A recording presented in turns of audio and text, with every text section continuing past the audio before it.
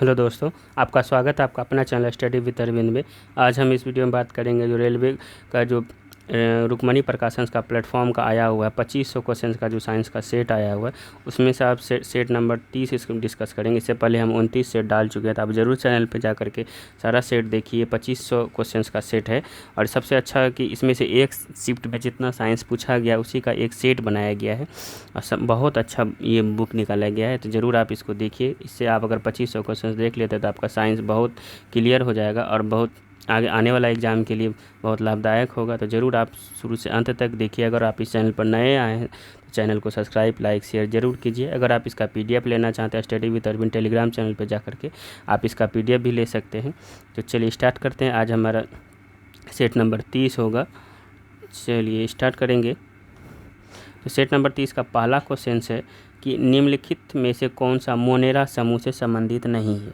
तो मोनेरा समूह से संबंधित नहीं है तो माइकोप्लाज्मा जो होता है ये मोनेरा समूह का संबंधित नहीं है। माइकोप्लाज्मा बैक्टीरिया है, डाइटम है, साइनोबैक्टीरिया है। बैक्टीरिया, साइनोबैक्टीरिया, डाइटम जो मोनेरा समूह में आता है, लेकिन ये माइकोप्लाज्मा जो होता है ये मोनेरा समूह संबंधित नहीं है।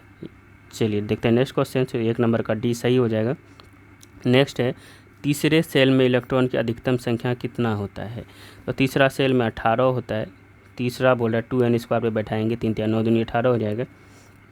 चलिए नेक्स्ट क्वेश्चन से हमारा प्रसव पीड़ा डैश की दीवारों में संकुचन के कारण से होती है।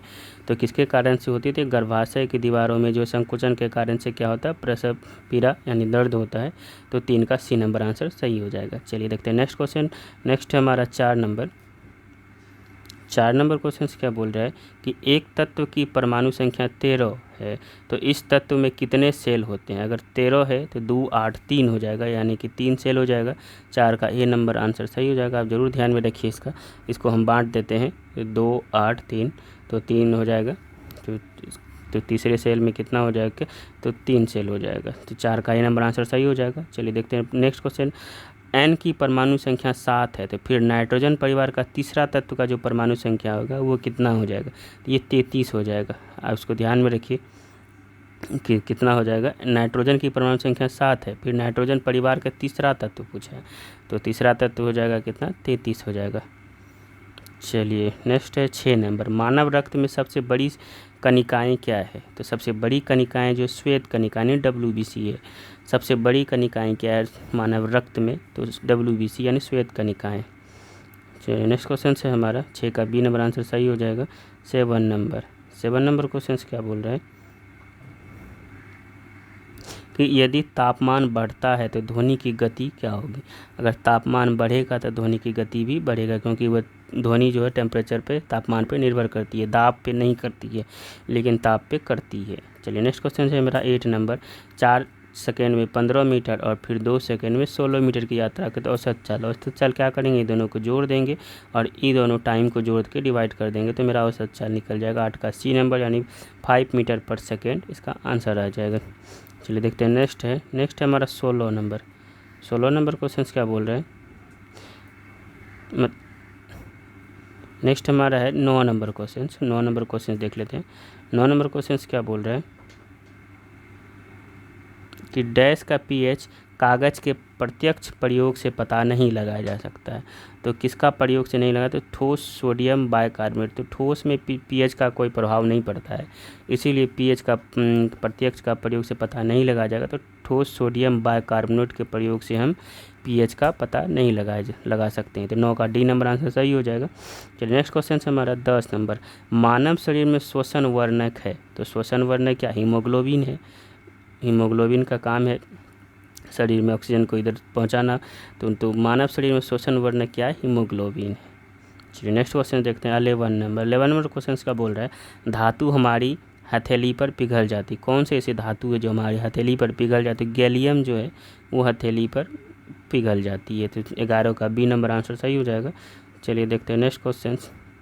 नेक्स्ट है हमारा 12 नंबर क्वेश्चन क्या बोल रहे हैं कि किसी वोल्ट मीटर का उपयोग डैश मापने के लिए किया जाता है। तो वोल्ट मीटर का प्रयोग हम लोग विभवांतर मापने के लिए करते हैं, जरूर आप इसको ध्यान में रखिए कि वोल्ट मीटर का प्रयोग क्या मापने के लिए किया जाता है। तो वोल्ट मीटर का प्रयोग हम विभवांतर को मापने के लिए करते हैं। नेक्स्ट क्वेश्चन है 13 नंबर, किसी गोलीय दर्पण की परावर्तन सतह का केंद्र वह बिंदु है जिसे डैश कहा जाता है। तो यहाँ पे क्या हो जाएगा, तो ध्रुव कहा जाता है। इसको ज़रूर ध्यान में रखिए, किसी गोलीय दर्पण की परावर्तन सतह का केंद्र वह बिंदु है जिसे डैश कहा जाता है। क्या कहते हैं, हम उसको ध्रुव कहते हैं, यानी पोल कहते हैं। नेक्स्ट हमारा 14 नंबर क्वेश्चन क्या बोला, डैश सूर्य द्वारा उत्सर्जित एवं त्वचा के कैंसर हेतु उत्तरदायी विकिरण है।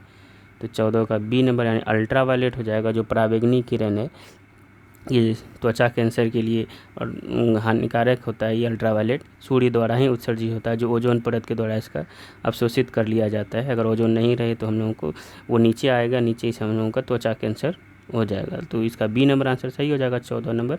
चलिए देखते हैं नेक्स्ट क्वेश्चन है मेरा 15 नंबर क्वेश्चन क्या बोल रहे हैं कि डैश यौगिक में एक वलय कार्बन श्रृंखला संरचना होती है। कार्बन श्रृंखला जैसा संरचना किस में होता है, तो बेंजीन में होता है।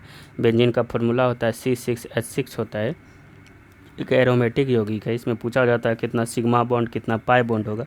तो इसमें सिग्मा 12 होता है, पाई 3 होता है, जरूर याद रखिए। तो 15 का सी नंबर आंसर सही हो जाएगा। नेक्स्ट क्वेश्चन है हमारा, हीलियम के 52 kg में अणुओं की उपस्थिति कितना। हीलियम का द्रव्यमान निकाल के इसमें डिवाइड कर देंगे हम। अगर हम इसको 4 से डिवाइड करते हीलियम का 2 दूनी 4 होगा, तो इसका बी नंबर आंसर 13 सही आंसर है। चलिए नेक्स्ट है हमारा 17 नंबर, यदि किसी वस्तु पर लागू एक स्थिर बल की दिशा में वस्तु द्वारा स्थानांतरित बल और दूरी के परिणाम रूप में दर्शाया जाता है, तो इसे कहा जाएगा। तो क्या कहा जाएगा इसको, तो किया गया कार्य कहा जाएगा। क्वेश्चन है, यदि किसी वस्तु पर लागू एक स्थिर बल की दिशा में वस्तु द्वारा स्थानांतरित बल और दूरी के परिणाम के रूप में दर्शाया जाता है, तो इसे क्या कहा जाएगा, तो किया गया कार्य कहा जाएगा। तो इसका सही आंसर बी नंबर है 17 का। चलिए देखते हैं नेक्स्ट क्वेश्चन। नेक्स्ट है हमारा 18 नंबर वही एवरेज स्पीड वाला है। 6 सेकंड में 18 मीटर और पुनः 4 सेकंड में 18 मीटर औसत चाल पूछ रहा है। तो औसत चाल दोनों का दूरी जोड़ दीजिए और दोनों का सेकंड जोड़ के भाग दे दीजिए, तो आपका निकल जाएगा। तो 18 का सी नंबर आंसर सही है, 3.6 मीटर पर सेकेंड हो जाएगा। चलिए नेक्स्ट क्वेश्चन देखते हैं 19 नंबर, वह गुण जो F1 पीढ़ी में प्रभाव रखता है और स्पष्ट रूप से देखा जाता है, इसको हम क्या बोलते हैं, तो ये प्रबल बोलते हैं। इसको F1 पीढ़ी में प्रभाव रखता है और स्पष्ट रूप से देखा जाता है, उसको क्या बोलेंगे, प्रबल बोलेंगे, प्रबल रूप से देखा जाता है। चलिए नेक्स्ट क्वेश्चन है हमारा 20 नंबर क्वेश्चन, ये न्यूमेरिकल्स है। देखिए क्या, और यदि पानी का घनत्व 10 kg मीटर पर क्यूब और धातु का घनत्व दिया हुआ है, तो धातु का सापेक्ष घनत्व क्या होगा। धातु का जो सापेक्ष घनत्व होगा क्या होगा, ये 8.5 हो जाएगा। इसको डिवाइड कर दीजिएगा तो 10.3 ये दोनों कट जाएगा, तो आपका 8.5 आ जाएगा आंसर। तो 20 का सी नंबर आंसर सही है। चलिए देखते हैं नेक्स्ट क्वेश्चन। नेक्स्ट हमारा 21 नंबर क्वेश्चन क्या बोल रहा है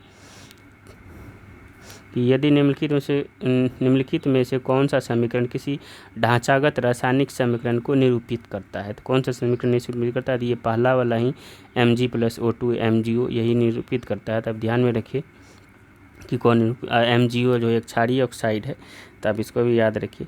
तो ए नंबर इसका 21 का सही हो जाएगा, Mg+O2 MgO। तो इस तरह से मेरा 30 नंबर सेट कंप्लीट हुआ। तो आप ज़रूर शुरू से अंत तक देखिए। अगर आप इस चैनल पर नए हैं, चैनल को सब्सक्राइब लाइक शेयर ज़रूर कीजिए। मिलते हैं नेक्स्ट सेट में। Thank you.